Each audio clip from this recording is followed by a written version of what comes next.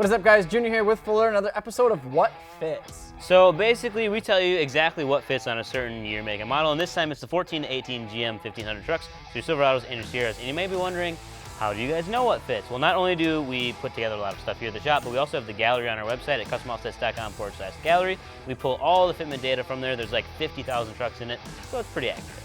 And what we're going to do is we're going to break it down into a leveling kit, a small lift, we're looking at like a 3.5 to 4 inch lift, and then a 6-inch larger lift as well. So with all these trucks in and with all these suspension options, what we're looking at is the minor plastic trimming. So a lot of guys are going to buy these trucks and then don't want to cut them up completely and do a full-blown NorCal on them. So we're just going to do the minor plastic trimming because if you want to run something that looks good, in our opinion, you're going to need to do at least a little bit of modification to get them to fit, especially on these 14 to 18s. They got that weird plastic cap on the back of the fender, so kind of got to do a little bit of plastic trimming to get things to fit properly.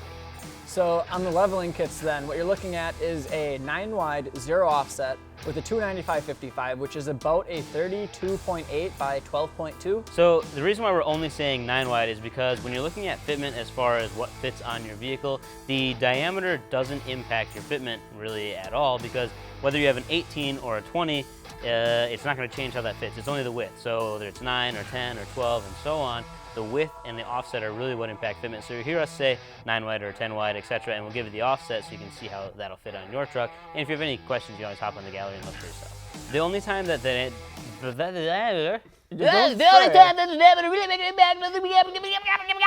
Hey, Mom.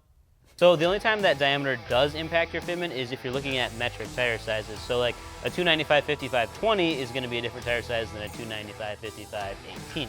So that's something that you do have to remember. But if you are confused about metric sizes, our website automatically converts them to standard, so it's super easy, just like Junior was saying, 32.8 by 12.2. So next up we have your small lift, which a lot of people are running the 3.5-inch rough country with the upper control arms. There's a couple different options on these newer trucks based on if you have aluminum or stamped steel or whatever kind of control arms, but the same kits are available for all these different kinds. It just kind of depends on your specific vehicle. But the 3.5-inch rough country kit, what a lot of guys are running then, the most popular, that's the safest to run, is a 9-wide -12 with a 33/12.5. So you're still at a 9-wide, a little bit more aggressive offset, and that 0 versus the -12 is only 12 millimeters different. So if you wanted to run a slightly more aggressive, and I mean 12 millimeters is like that, so It's about half an inch. yeah. Math.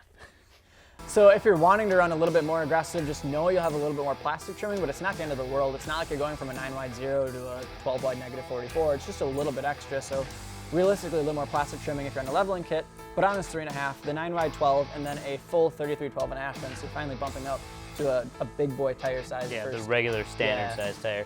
And there's plenty of people too that are gonna go more aggressive than a 9-wide. Yep. A 10-wide is another really common setup, but you're gonna have to do more trimming. And there's even guys out there that are running 12-wides on these, but you're gonna have to like really get in there with the sawzall and hammer, beat all the metal back to a full-blown NorCal, and then it'll probably still rub a little bit at full turn, but we've seen them and we've done videos on them, so you can make it fit if you want, and again, that's what the gallery is designed for. Exactly. So then jumping up to the 6-inch lift, and then I also know that like Rough Country and some of the others have a 7-inch lift as well. Yep. You're looking at the same kind of setup then. It's a 10-wide, -24 offset or -25 or whatever the variation is that the company that you're looking at has, and then a 35/12.5. So it's not as aggressive as I'd like to see. You know, you get a 6-inch lift and you want to see 12-wides and 35s, but yeah, those are the numbers that everybody wants. Right. Realistically, on these trucks, though, with it having literally square wheel wells, the safest way to go if you're just looking at minor plastic trimming then is the 10-wide with the 35. And having a 35 is nice because it's taller. You know, you don't have the stance you're looking for, but some people like that. They'll go with a 20/10 versus a 22/12 type of thing. People go up to 12-wides and still run 35s, but you got to be ready to do a whole bunch of cutting, and you won't really have any clearance for like off-road purposes. You might be able to go in and out of a driveway and get that small rub, but if you're going to do any sort of off-roading, you'll end up tearing out your inner fender liners. Yeah, and the other big thing too with that, so the most common is the knuckle lift kit, and what that does is it pushes the front out 2 inches, but the rear, and this is for a lot of vehicles, a lot of Chevy specifically, it's not just the 14 to 18s, but it'll sit closer to a 12-wide with the fitment. 12-wide stance, yes, but you only have the lip of your 10-wide. Right. So because it pushes them out about an extra, depending on the kit, 1.5 to 2 inches. Yep. And I know that's with a Knuckle Kit. They do have bracket kits. Rough Country just reintroduced the bracket kit, and that maintains your factory track width. And I know Ready Lift has been working on a couple kits too that don't increase your front track width, but just, you know, be cognizant of that when you're shopping for a lift kit. You might see in the description that it'll increase front track width, and that's what we're talking about. It's going to push those wheels further out, so you get that 12 wide look, but you won't have an actual 12 wide. You won't have quite as big of a lip, but it'll fit like it. So it's just something to keep in mind. The tires sticking out just as much. Yeah. So if you're looking at doing less trimming, then the bracket kit would be a great option because the tires are further in, and we've got videos that show exactly how adding space or spacers or a Knuckle Kit, it's not going to make less rubbing, it actually makes more.